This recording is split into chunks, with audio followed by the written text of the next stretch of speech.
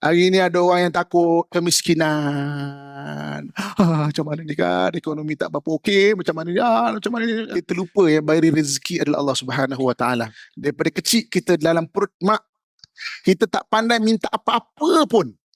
Apa mak makan, kita makan. Lahir-lahir, Allah bagi susu pada ibu tu. Minum. Sekolah rendah, sekolah menengah. Ada yang masuk kolej, masuk universiti. Kita terus makan.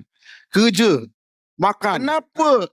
Lepas 55 tahun nak pencen, baru rungsing pasal rezeki. 55 tahun dah makan berapa tan beras. Kenapa nak ajar hati rungsing? Itu kan maknanya yang bukan fitrah tu. Rungsing benda yang tak pasti. Padahal 55 tahun tak pernah rezeki, tak pernah putus pun. Tapi tu rungsing macam tu. Kan rungsing pasal. Jadi benda-benda berkaitan kerungsingan yang tak ada bahaya nyata, tak ada ancaman tapi takut. Itu sifat takut yang bukan fitrah. Itu melanggar fitrah.